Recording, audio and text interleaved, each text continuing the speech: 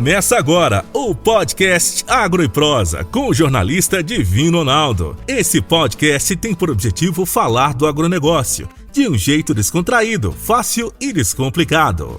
Com vocês, Divino Ronaldo e o Agro e Prosa.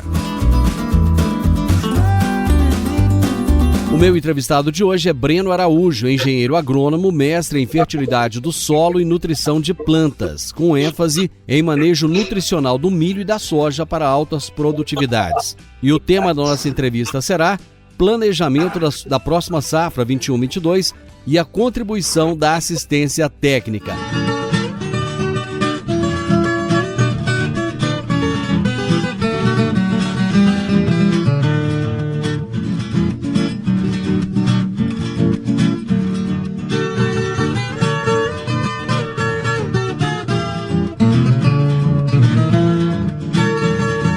Breno, muito obrigado por aceitar o nosso convite. É um prazer ter você aqui no nosso programa. Eu que agradeço, Divino. Boa tarde a todos. Nós do Grupo Reagro agradecemos o convite e espero trazer aqui informações de qualidade para quem está nos ouvindo. Ô Breno, você fica sediado em qual cidade? Em que local? Divino, eu fico em Lavras, Minas Gerais, né? Nós somos uma empresa de consultoria, ensino, né? Laboratórios. Eu fico sediado aqui em Lavras, Minas Gerais, mas eu viajo o Brasil inteiro em programas de treinamento para produtores, em programas de assistência técnica, consultoria para os produtores rurais. Então, a minha sede é em Lavras, mas eu viajo aí desde o extremo sul do Rio Grande do Sul até o Pará. Agora, com esse período, eu estou mais quieto, mas não deixando de viajar. Bom, antes da gente entrar exatamente na questão do planejamento, como é que está a sua visão em relação ao milho que está plantado agora, que está passando por um problema sério de estresse hídrico? Como é que você tem visto isso? Pois é, Divino, essa realidade desse ano agrícola que nós estamos vivendo está muito preocupante, né? A começar pelo plantio atrasado de soja nas principais regiões produtoras de soja do Brasil, né? Tivemos que plantar atrasado devido ao regime de chuva que demorou a se firmar, né? As chuvas demoraram a se firmar, o plantio de soja, obviamente, ficou mais atrasado. E aí, como consequência, o milho, né, que é a cultura que é a sucessora da soja aí nas grandes praças de produção de grãos do Brasil, o milho também foi plantado atrasado, né? Números do Centro-Oeste, do Paraná, né? Do Rio Grande, do Sudeste em geral, mostram um plantio bem atrasado, aí, o Mato Grosso chegando a 35%, 40% de atraso. Então, em relação ao ano passado, lógico, né? Então você acaba prejudicando no primeiro momento e a grande parte desses produtores que plantaram atrasado, né? A maioria esmagadora, são produtores que estão em regime de sequeiro, né? Ou seja, produzem sem nenhum tipo de irrigação, e aí quando você está em sequeiro, você acaba ficando muito suscetível aos efeitos do clima. O clima não está favorável, né? Não vem sendo favorável em relação à quantidade de chuva, então quando você soma o plantio atrasado com um regime mais restrito de chuva no março, abril e agora maio, você tem um potencial de produção bem menor do que você teria se as chuvas estivessem normais e o plantio na janela adequada. Então, acho que a primeira mensagem, né, o que a gente está vendo no campo, né, a gente roda muito, conversa muito, tem acesso às principais praças, né, o que a gente está vendo no campo é uma redução do potencial em relação à janela de plantio atrasada, e janela de plantio soberana, né? Historicamente, a janela de plantio é feita através de dados históricos de pluviosidade, de temperatura, e esse ano nós estamos prejudicados pela janela de plantio e pelo regime hídrico que foi menor em relação aos anos passados. Pois é, o produtor rural está tão suscetível a essas questões do clima que no final de semana agora eu recebi vídeos e fotos que eu fiquei impressionado, Breno. Uma chuva que caiu em Mineiros, Portelândia, aqui no estado de Goiás. Cara, você vê a quantidade de granizo. Simplesmente as plantas deitaram com tanto granizo que tinha no chão. O produtor, infelizmente, não tem controle disso, né, Breno? Exato. O produtor, ele tem que ser parabenizado mesmo a todo momento, porque ele fica muito sensível a todos os efeitos, né? Da porteira para dentro, né? À medida que ele lança a semente ao solo, né? Coloca aquela semente lá, ele está muito sensível aos efeitos do clima, né? E é lógico, né, que a gente tem que comentar também, né, os insumos muito caros, né, com essa alta do dólar, né, com o momento atual que o mundo vive, já aumentou substancialmente o custo de produção para essa safrinha e principalmente para a próxima safra de verão, né. Temos um efeito do clima, né, e que muitas vezes quando o clima vem, às vezes ele não é o ideal, né, vem acompanhado de chuva de granizo, né, daqui a pouco nós vamos começar a sofrer em algumas regiões com geada, né, e dá para perceber isso entre os bons produtores. Quando eu falo bons produtores, são aqueles que produzem bem, em relação à média Brasil e média regional, da onde a fazenda está instalada. Quando a gente compara eles com produtores que ainda estão precisando melhorar seus processos, e quando eu falo processos, tanto na parte de manejo, quanto na parte de planejamento estratégico, gestão econômica financeira, né, se organizar melhor para todos esses efeitos não serem tão impactantes como em fazendas que já estão organizadas, né, e aí esse produtor precisa desse apoio.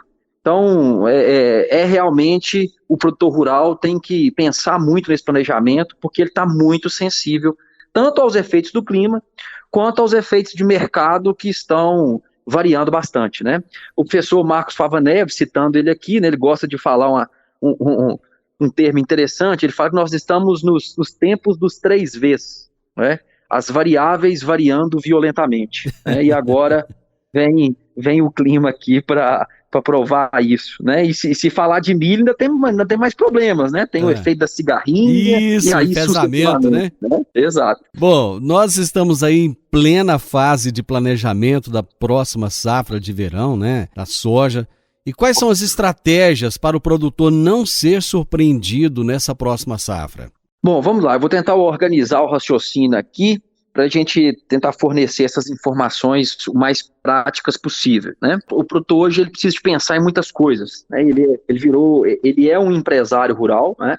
Ele tem que pensar em mercado de grãos, ele tem que pensar em fechar a soja na bolsa, ele tem que pensar em fechar o milho na bolsa, entender qual que é a ferramenta de proteção das margens dele. Ele tem que cotar produtos, insumos, tem que mandar puxar esses produtos para a fazenda, ele tem que fazer as práticas de correção de solo, que são praticamente anuais ou bianuais, né? Estou falando de fazendas que estão tendo excelentes resultados, né?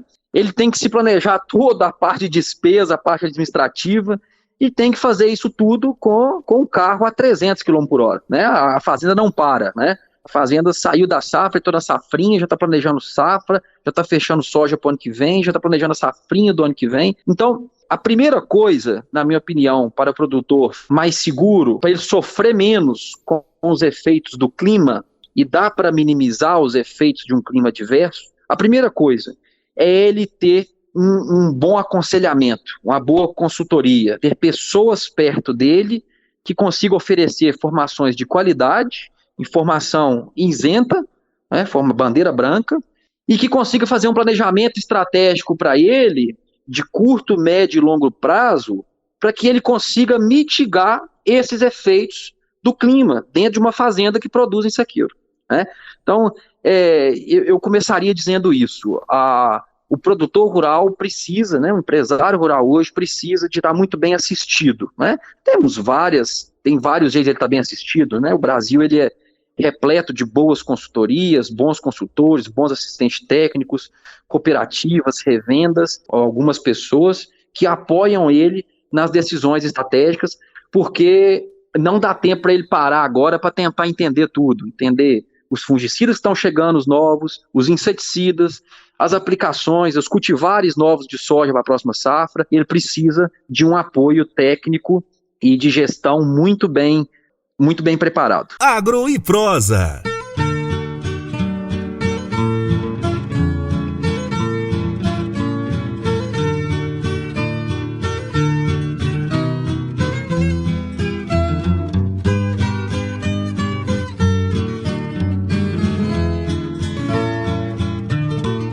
Você deixou muito bem colocado, Breno, a importância de se ter uma assistência nesse planejamento, né?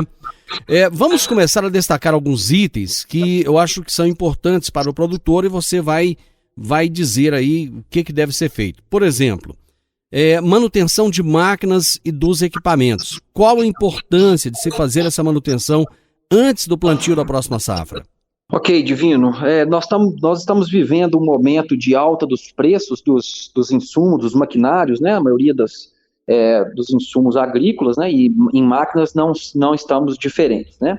Então, a primeira dica é entender se o seu dimensionamento de máquina está muito bem feito, né? Se você tem o número certo de plantadeiras para plantar aquela determinada área, o número certo de pulverizadores, a colheita, entender como estão os seus equipamentos de aplicação de produtos sólidos, né, calcário, fertilizante, equipamentos de aplicação de produtos líquidos, pulverizadores, para ver se você precisa se dimensionar melhor, comprar, né? Esse ano, né, essa época que nós estamos vivendo agora, não está muito favorável para a compra devido à alta que nós citamos anteriormente. Uhum. Então, essa manutenção ela é fundamental, né? Temos diversos equipamentos, implementos dentro da fazenda, tratores, que precisam ser revisados, né? Então, planejar. O equipamento que mais trabalha dentro de uma fazenda é o pulverizador, e ele não pode ficar parado, né? Ele tem que ir lá proteger a lavoura. Então, se planejar agora, porque daqui a pouco nós estamos entrando no processo de pulverização, terminando a pulverização da safrinha e entrando no processo de dessecação para a safra verão, e esses equipamentos têm que estar totalmente com manutenção em dia e bem regulados, né? Então, o que a gente faz muitas vezes dentro dos nossos clientes é fazer um checklist, né, do inventário de máquinas que ele tem, implementos, tratores, e entender se está tudo em dia, né? Entendendo que esse momento agora é um momento muito bom para fazer a revisão e a manutenção desses maquinários, né? Um momento que a safra está dando uma calmaria para depois entrar numa velocidade mais alta. Esse dimensionamento que você falou, ele pode ficar prejudicado no sentido de que muita gente está aumentando as áreas, mas não se encontra máquina disponível no momento para compra? Ele pode, e a gente já tem sentido isso nos últimos 2 anos, né? Muitas áreas de pastagem virando soja, né? O boi dando lugar para a soja aí, principalmente as pastagens extensivas, né? De baixa carga animal, né? De baixa taxa de lotação.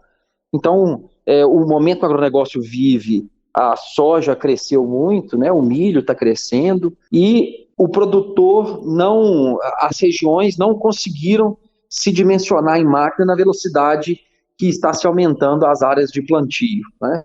E quando eu falo máquinas, tanto na parte de máquinas de plantadeiras, de pulverizadores e colhedoras, quanto também na parte de pós-colheita, né? Várias regiões sofrendo com o aumento da produção de grãos e pouco recebimento ainda mal dimensionado.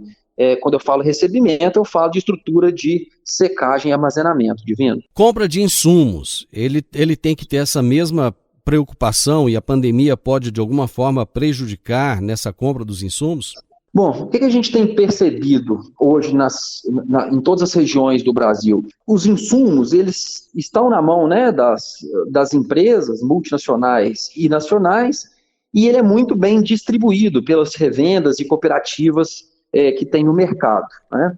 Houve uma alta, logicamente, né? Houve uma alta desses insumos. O que mais se aumentou dos últimos 4 meses foram os fertilizantes, né? E a gente está com receio, sim, de na hora de começar a puxar, principalmente os fertilizantes negociados, a gente ter uma dificuldade de entrega, de abastecimento na entrega. Os demais insumos, né, os herbicidas, fungicidas, inseticidas, produtos biológicos, esses são bem administrados pelas cooperativas e revendas. A gente não está esperando a falta de abastecimento deles, não. É lógico que, né, nesse momento que nós estamos vivendo agora, quanto mais cedo e quanto mais estratégico o produtor se planejar, né, quanto mais opiniões ele pegar, tratar bem os problemas da fazenda dele com a consultoria, entender quais produtos que ele vai usar essa safra, quais que ele pode segurar, né, para não participar desse grande aumento de insumos, é lógico, e pode sim ter uma reviravolta e a gente ficar sem abastecimento. Eu não acredito muito na falta de abastecimento dos insumos, como eu falei, dos herbicidas, inseticidas, né, dos defensivos agrícolas, mas o adubo é um negócio que ainda está preocupando, né, tanto pela alta dele, quanto pelo momento de puxar ele da empresa para a fazenda. Qual a importância da programação do manejo das pragas, doenças e ervas daninhas?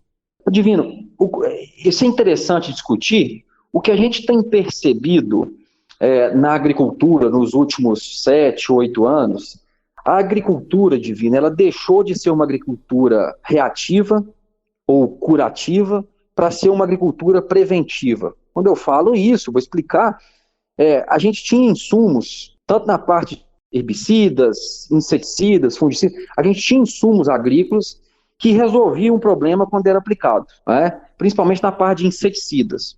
Hoje, os inseticidas, né, por várias questões, principalmente pela questão ambiental, os inseticidas são menos impactantes no meio ambiente. As moléculas são menos ofensivas ao meio ambiente. E é lógico, quando elas são menos ofensivas, elas precisam de ser posicionadas em momentos mais estratégicos, em momentos mais preventivos do que curativos.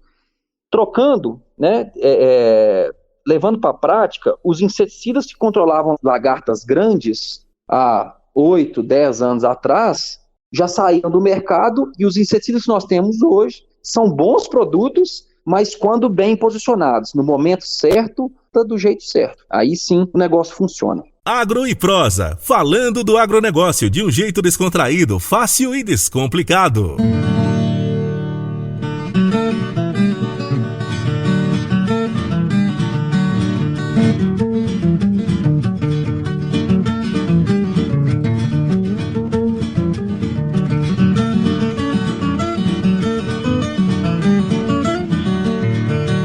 Ô Breno, qual que é a orientação que vocês dão para os produtores na hora de adquirir a semente?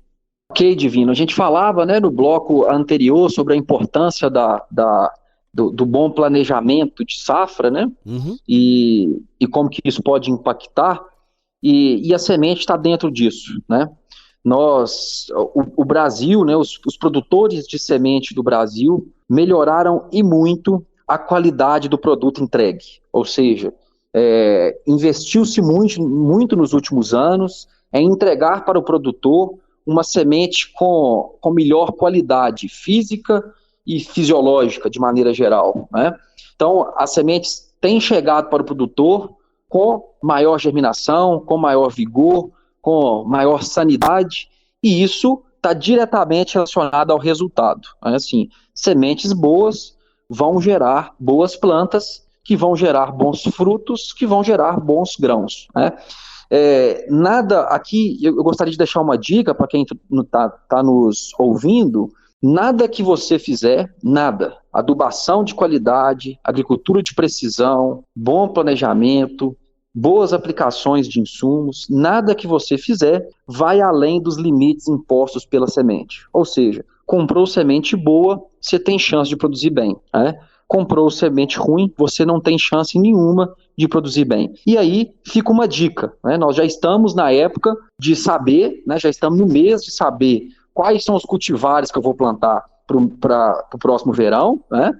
Quais são os cultivares, as populações, os tratamentos de semente, né? A quantidade, para começar a negociar com os nossos fornecedores, né? Eu sei que já tem gente muito adiantada em relação a isso, e quem chega na frente, é lógico que vai conseguir pegar sementes com melhor qualidade. Como que ele deve proceder diante da grande variedade de sementes que tem no mercado hoje, para ele escolher uma variedade que seja exatamente aquilo que a propriedade dele necessita? Opa, beleza. Essa aí, Divino, essa pergunta é interessantíssima. Por quê? Porque nós estamos no mercado de muita pressão, e de muita pressão que eu falo comercial, né?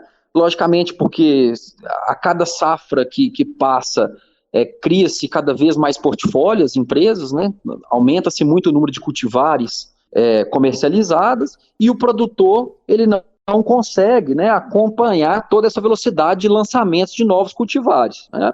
Quando ele não consegue acompanhar, ou porque ele está mais afastado da informação, ou porque ele não tem uma consultoria, uma assistência técnica que pode catalisar isso para ele, né? Quando ele está suscetível a isso, ele acaba, a pressão comercial do mercado, né? Esse cultivar aqui produziu mais, lá em fulano de tal, esse aqui produziu menos. A comparação que nós fizemos esse cultivar aqui é melhor do que os outros dois que o senhor plantava. Cuidado, cuidado.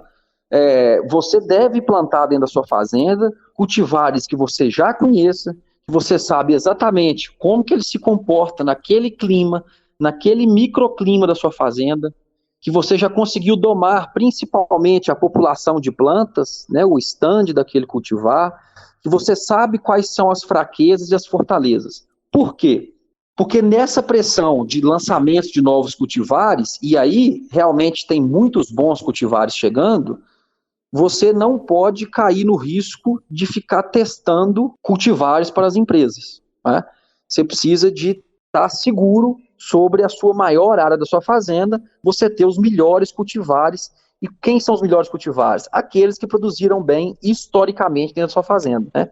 Essa fala minha não pode ser confundida com eu estou fechado a novos produtos. Não. Você pode testar lá num pedacinho da fazenda, cultivar A, B e C, mas você terá mais sucesso se você plantar cultivares que você já conheça, que você já domina, e fornecer para aquelas plantas um bom manejo. Aí sim você está no caminho certo do sucesso. Eu acho que um dos itens mais importantes, Breno, é a correção do solo, né? Sim, a correção do solo ela é fundamental, Divino. Eu trabalho já há muitos anos com consultoria agronômica, ensino, pesquisa, e a nossa equipe também, né? E a gente não observa, dentro de todos os ambientes de produção, pegando Goiás, pegando Mato Grosso, pegando o Paraná, o Rio Grande do Sul, uma velocidade de correção de solo tão alta como a velocidade de adoção de outras tecnologias. Ou seja, muitas vezes o produtor ele opta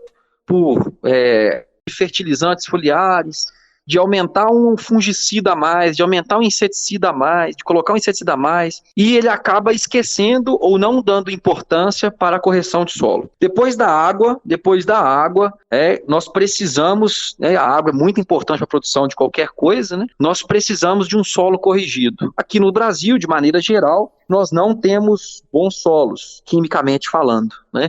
E quando você não tem um bom solo, quimicamente falando, você precisa de fazer correções desse solo através de uso de calcário, de gesso, né? Produtores que têm mais sucesso em produtividade e rentabilidade, eles preocupam muito com a correção de solo. É lógico, a pergunta que eu vou te fazer agora, eu acredito que ela seja até assim muito individualizada, mas eu quero uma resposta assim de uma forma até mais genérica. Quanto tempo se leva para criar um perfil de solo ideal? Opa, esse é um assunto interessante, atual, e que a gente, inclusive nós do Reagro e várias outras empresas, já tem alguns bons resultados, né? O foco, vamos voltar na parte 1 da nossa entrevista aqui, da nossa reportagem aqui. Quando, lá naquele primeiro bloco, a gente discutiu os efeitos do clima, né? O clima é, sem dúvida, fundamental à produção agrícola.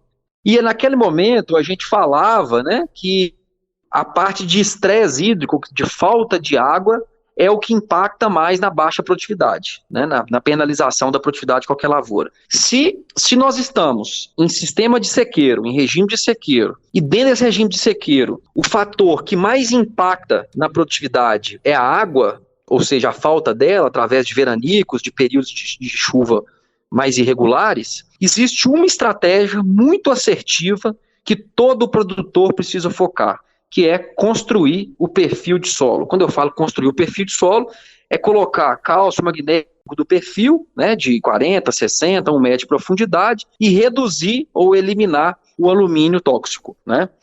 Aí depende muito, Divino, eu vou separar em 2 tipos de produtores. Tem aquele produtor que começou certo. Quando eu falo começou certo, ele já, na hora que ele foi abrir aquele terreno, tirar do pasto, levar para a lavoura, ou tirar do campo, passar para a lavoura, ou a lavoura dele não foi produzindo bem e ele teve que reabrir ela através de grade, de calcário e por aí vai, Quando ele começou certo, usando a dose certa de calcário, que não é a dose que a turma tem usado a nível de Brasil, ela é um pouco maior do que a turma está usando no mercado. Começou a incorporar esse calcário, porque ele viu que ele precisava incorporar tamanha quantidade de alumínio no sistema. E ele fez isso com implementos que jogam o calcário cada vez mais profundo, ou seja, uma grade pesada, um arado de aiveca, né? Porque o calcário é um elemento insolúvel. Quando ele fez esse primeiro ano bem feito, o perfil dele demora muito pouco para corrigir. Vou te falar que 2 anos e meio, 3 anos, já tem resultados excelentes de nutrientes no perfil de solo, ok? O problema é o outro tipo. O outro tipo é o quê? O produtor que ele não está investigando de maneira correta o perfil do solo dele, ou seja, estratificando as amostragens de solo, saindo da amostragem de 0 a 20 e tentando entender, naquelas áreas que estão produzindo menos, qual que é a variação do teor de nutrientes ao longo do perfil, amostragem de 0 a 10, 10 a 20, 20 a 40, 40 a 60, na hora que ele diagnostica isso, aí ele precisa tomar uma ação, né? E aí ele precisa de fazer a aplicação de calcário e gesso, seja ela incorporada ou não, aí quando ela é incorporada, ela precisa de dedicação na incorporação, para começar a construir o perfil. Aí você tem um problema, quando você está atrasado em relação a fornecimento de cálcio e magnésio e já tem mais alumínio no solo, a aplicação do calcário em superfície ela é mais demorada para construir esse perfil.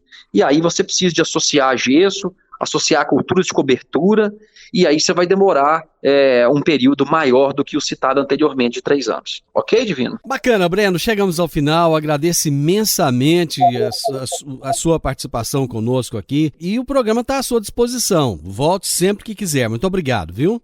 Ok, eu que agradeço, é muito bom participar com você aí, um programa de muita audiência, né, de muita competência feita por você. Nós do Grupo Reagro estamos próximos de vocês aí em Goiás e queremos estar cada vez mais perto do produtor rural. Um abraço, Divino. Você ouviu o podcast Agro e Prosa. Se gostou, compartilhe, recomende e nos siga nas diferentes plataformas de podcast.